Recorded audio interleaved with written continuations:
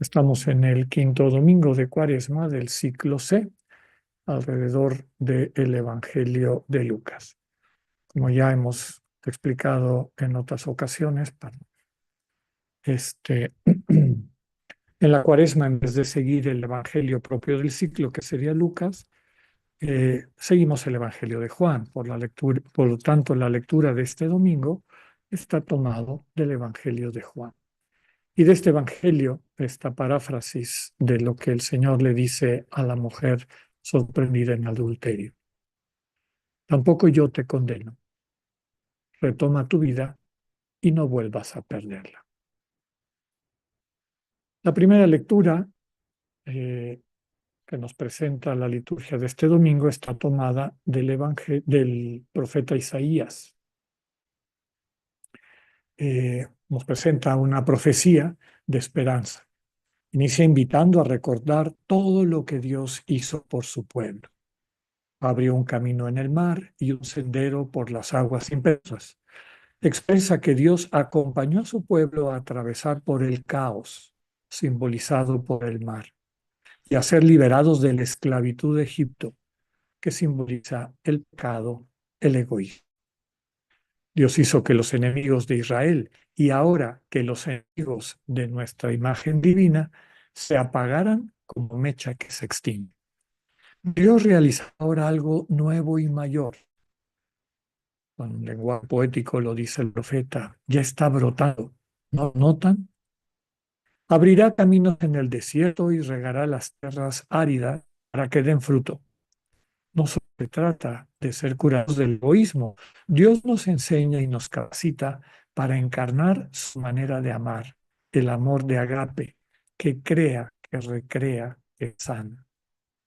Tomado profeta, entonces el pueblo que me he formado proclamará mis alabanzas. El salmo de este domingo es el Salmo 125, que canta la alabanza a Dios, al Dios que ha salvado a Israel del cautiverio. Expresa la alegría de quien se descubre viviendo ya en libertad y lo describe con palabras dramáticas, ¿no? Creíamos soñar, no cesaba de reír nuestra boca, ni se cansaba nuestra lengua de cantar. Presenta nuevamente la imagen de agua que hace florecer el desierto. De manera semejante, la bendición de Dios, que es su amor, la manera como se nos entrega, cambia de forma radical la suerte de cada una, de cada uno, de todo el pueblo. Lo presenta con una parábola de la siembra. Al sembrar iban llorando, en la cosecha cantarán de alegría. Tomado del Salmo, grandes cosas has hecho por nosotras, por nosotros, Señor. La segunda lectura está tomada de la carta de Pablo a los Filipenses, un pasaje en el que el apóstol abre su corazón a la comunidad cristiana de Filipos. Recordemos que es aquella con la que tuvo una mayor intimidad y confianza. Les confía que todo aquello que consideraba en algún momento importante antes de su conversión, ahora lo tiene por nada en comparación a su relación con el Señor. El bien supremo es conocer a Cristo Jesús, por cuyo amor Pablo ha renunciado a todo. Se trata de buscar estar unido a Él. Esta relación hay que cultivarla a través del ejercicio de la fe, es decir, de la confianza en el Señor que nos lleva a ponernos todos los días, en todo momento, en sus manos. Quien vive así en comunión con Dios experimenta en sí la fuerza de la resurrección. Nos unimos a la misión del Señor, dar la vida para que otras y otros tengan vida. En esa entrega radical de quienes somos, conoceremos el misterio de la resurrección. Tomado de la carta del apóstol, me esfuerzo en conquistarlo porque Cristo Jesús me ha conquistado. El evangelio de este domingo, decíamos que es evangelio tomado de San Juan, nos presenta el pasaje de la mujer sorprendida en adulterio. Este pasaje transmite de manera increíble esta misericordia permanente de Dios. Presenta, nos dicen los estudiosos, un estilo diferente al de la mayoría del Evangelio de Juan. Algunos autores dicen que pareciera más de Lucas. Con todo, es incorporado al Evangelio desde los manuscritos más antiguos, por lo que podemos considerar que es parte de su mistagogía, es decir, de su pedagogía del Espíritu. La escena es dramática. Escribas y fariseos llevan a una mujer sorprendida en adulterio, es decir, les consta su pecado. Pretenden usar a la mujer para hacerle daño a Jesús. Le citan el castigo que se le debe imponer según la ley, es decir, matarla apedreada por lapidación. Y le preguntan a Jesús cuál es su postura. Si el Señor se mostrara opuesto, podrían acusarlo de ir contra la Torá y apedrear no solamente a la mujer, sino también a Jesús.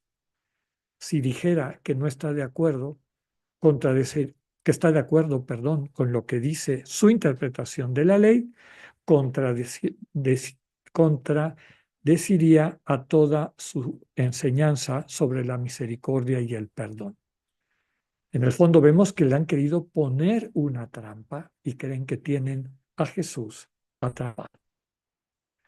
Mientras lo cuestionan, nos dice el texto de Juan, Jesús está inclinado, escribiendo con el dedo sobre el polvo. Algunos autores antiguos interpretan el gesto diciendo que el Señor estaba escribiendo los pecados de quienes lo apuraban a dar una respuesta. Personalmente considero que este descender representa la práctica del Señor de ir de la mente, que es el lugar donde le ponen esta trampa ineludible, al corazón. Y en su corazón preguntarle a su Padre, ¿tú qué dices? ¿Cuál es tu veredicto? Es en el corazón donde el Señor escucha la respuesta que da el Padre a esta disyuntiva. Nadie puede atribuirse el derecho de juzgar al prójimo. Desmantela así la trampa que los enemigos de Jesús consideraban infalible. Pero el mensaje central de todo el relato es la última frase del Señor a la mujer. Recordemos que en Juan, Jesús es la imagen del Dios vivo. Cuando Jesús habla, habla el Dios vivo. Y a través de Jesús nos dice, yo tampoco te condeno. Vete y ya no vuelvas a pecar.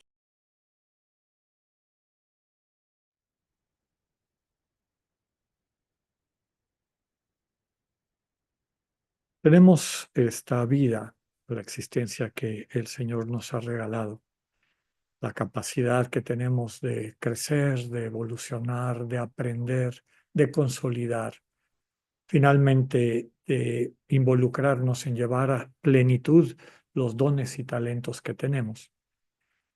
Todo esto encauzado a descubrir y a madurar la facultad fundamental y más importante de cualquier ser humano, que es esta capacidad de amar como Dios ama. Eso es lo que nos hace semejantes a Dios. En eso consiste ser imagen divina. Es un camino, es un itinerario, como muchos otros que tenemos que recorrer. A veces nuestro entorno nos ayuda y nos permite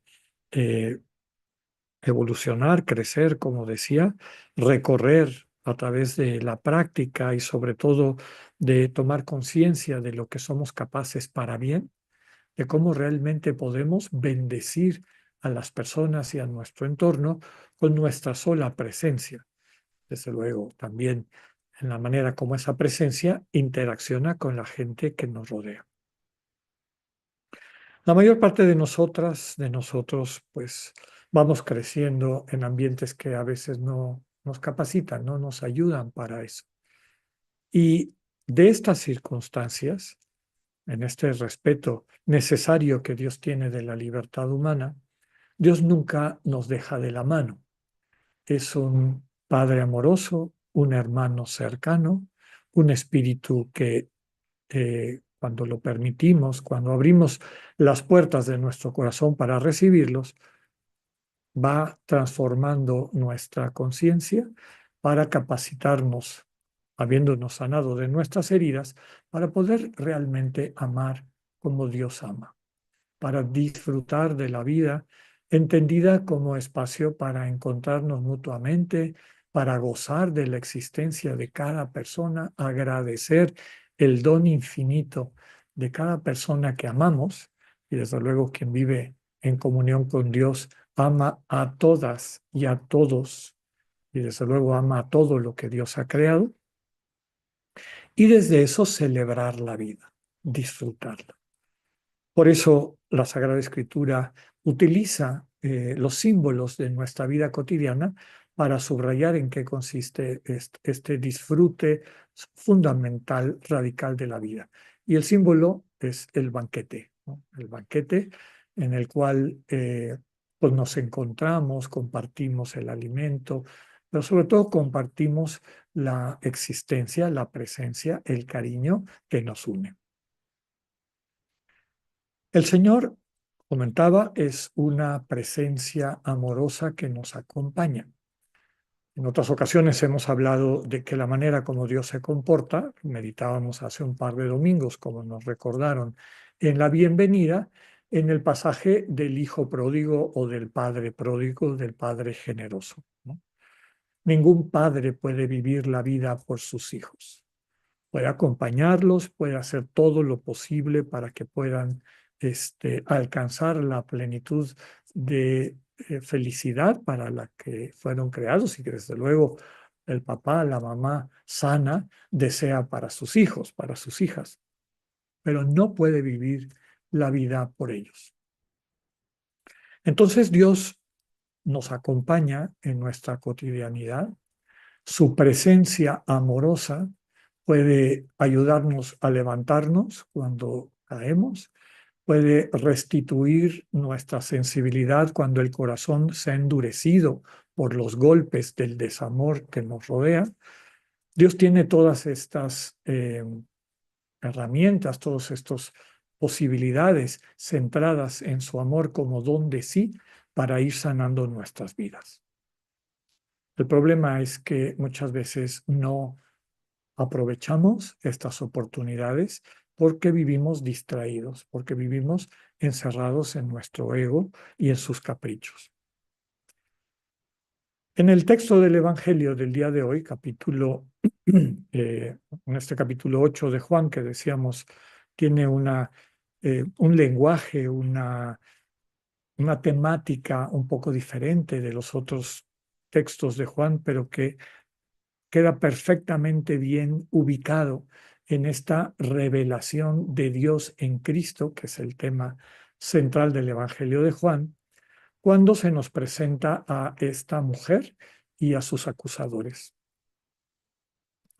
Desde luego que es un texto y siguiendo la tradición de nuestra iglesia, consideramos que ahí hay un mensaje profundo de Dios vinculado a un hecho concreto de la vida del Señor Jesús. Pero como muchos de los milagros, muchas de estas manifestaciones de la fuerza del amor de Dios que transforma vidas, normalmente hablamos de curaciones, hablamos de exorcismos o liberaciones, hablamos de la manera como Dios hace que la naturaleza coopere como fue creada para cooperar con la humanidad en estas escenas de cuando calma la tempestad, cuando se multiplican los panes, etcétera. Pero algo que atraviesa todas estas acciones del Señor Jesús es esta capacidad que tiene de sanar los corazones a través de lo que ya hemos descrito como el perdón, no entendido como a veces lo maneja nuestro lenguaje coloquial, que no es el sentido del perdón divino y finalmente el perdón humano que estamos llamados a entregarnos mutuamente, porque el perdón no es una gracia condescendiente de alguien que está ofendido y bueno, ya, te levanto el castigo, te levanto la ofensa, ya, está bien, borrón y cuenta nueva. Eso no es el perdón, ese es un indulto. El perdón es un movimiento del corazón de quien nunca ha dejado de amar, nunca. Y que la separación de la persona amada, la espalda que le dio la persona amada, la traición que le dio la persona amada, lo único que suscita en quien ama es el dolor y la búsqueda permanente de la reconciliación. Y sabiendo que esa reconciliación solamente se puede dar a través de la entrega incondicional del que ama. Es esa entrega incondicional, y quiero subrayar ese término, incondicional. No hay prerequisitos. El único prerequisito es prestar atención, darme cuenta que aquella persona con quien he roto esa relación me está buscando. Su amor no ha disminuido, no puede disminuir. Y lo único que está impidiendo que la comunión se restablezca es mi insensibilidad, o por distracción, o como hemos dicho también por la dureza del corazón. Y ese es el misterio de Dios revelado en este pasaje del Evangelio. La última frase es realmente contundente. Jesús está diciendo que la manera como el Dios vivo actúa con su creación y desde luego con nosotros como sus hijos y sus hijas, no es condenando. Dios no condena, pero que hay un elemento importante. Porque así como recordando el hijo pródigo, el hijo menor y el hijo mayor, así como hay personas que se imaginan que Dios se fabrican un ídolo, un Dios castigador y etcétera, ¿no? Y, y que les lleva a castigar a las otras personas y a juzgar y a discriminar, etcétera. Quienes se parecen más al hijo menor también se fabrican un Dios que, perdónenme la palabra, tiene una actitud de ser un alcahuete, ¿no? Ay, no, todo me perdona, ay, no, me dice que no hay problema, que al cabo, pues sí, su amor es infinito, que no me preocupe. Ese Dios tampoco existe, es un ídolo. Es como si un padre, al ver el camino de destrucción en el que está su hijo, su hija, pues diga, no, pues total, tu vida y te la respeto y ve lo que tú hagas, ¿no? Desde luego que hay un compromiso por el Dios vivo de restituirnos. Y restituir la vida significa restituir la sensibilidad. Ya dijimos varias veces, suavizar un corazón endurecido para que podamos contemplar el mundo amorosamente, podamos contemplar a nuestros hermanos y hermanas amorosamente. Y por eso la frase del final del texto de Juan es muy importante, ¿no? Yo no condeno, Dios no condena, pero este Dios sí te dice, ten cuidado de no volver a perder la vida, porque la habías perdido. Date cuenta cómo a través de este amor la has recuperado. Pero si te dejas llevar, si te dejas engañar por lo que el espíritu del mundo ofrece como importante, corres el riesgo de volver a autoexcluirte de esta relación de amor, que es la única que transmite vida eterna y que nos conduce finalmente a esa vida plena. Esa es la actitud del Dios vivo. No es un Dios, pues, implacable, pero tampoco es un alcahuete, ¿no? Blandengue o un cómplice de de nuestro egoísmo, de nuestra maldad. Es un Dios que nos modela, nos da testimonio de lo que puede ser el amor y nos invita a encarnarlo. Quisiera recuperar un par de cosas de las lecturas previas al Evangelio. Lo más hermoso, siento yo, bueno, toda la carta de Pablo a los Filipenses a mí me encanta, es una carta muy linda. De ahí tenemos este concepto que Pablo comparte. Para mí la vida es Cristo y la muerte es una ganancia. Y todo lo que para mí me parecía importante antes, cuando yo estaba poniendo palomitas a todos los preceptos y cosas que había yo cumplido para hacer méritos y que finalmente Dios me reconociera, dice, para mí todo eso es basura. Yo ya sé que Dios se comunica con el amor y con un amor interpersonal que he encontrado en Cristo. Y por eso dice, para mí la vida es Cristo, esta relación de amor con Cristo. Pero lo que quería recuperar de la lectura de hoy es que ese camino, es progresión. Pablo dice, sí, volteo a ver y agradezco a Dios por todo lo que he caminado, pero soy consciente que todavía falta caminar. Y mi corazón en el fondo se alegra sabiendo que Dios me va a hacer todavía más feliz y pleno en la medida en que vaya sanando todas esas heridas que eventualmente Él quiere y puede sanar, cuando llegue el momento, cuando el camino lo permita. Finalmente, recuperando el texto de Isaías y también de alguna manera el Salmo, con esta imagen del agua que hace reverdecer el desierto, cada vez que nosotros nos acercamos en actitud de escucha, es decir, en soledad y silencio, guardando distancia de lo que la loca de la casa nos quiere imponer, y escuchamos la manera como Dios habla en el corazón, es como agua que llega, agua que hace reverdecer el desierto que el desamor ha dejado estéril en nuestro corazón.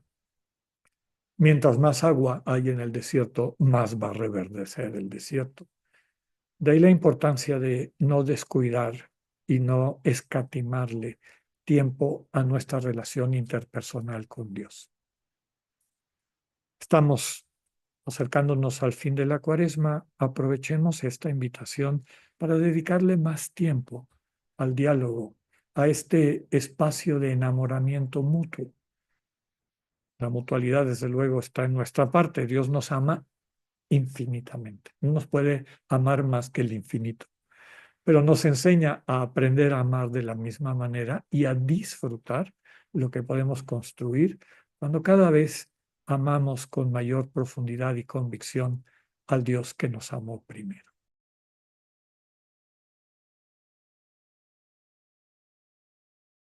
Que compartimos. Aprovechemos esta semana para profundizar en esta manera como Dios nos acompaña, en esta forma como va suavizando nuestro corazón. Realmente dediquemos más tiempo a la oración, que como decíamos, es este agua que hace florecer muchas veces el desierto de nuestro corazón. La vida cotidiana nos va robando de alegría, nos siembra preocupaciones, nos siembra, a veces sin que nos demos cuenta, rencores, odios, sospechas, finalmente malicia. Y es en ese espacio de encuentro con el Señor donde podemos ser transformados, sanados, perdonados, es decir, recibir el don de Dios que hace que la reconciliación sea posible. Preparémonos así para la gran fiesta de la Pascua que pronto celebraremos. Que tengan un buen día y una linda semana. Dios con ustedes.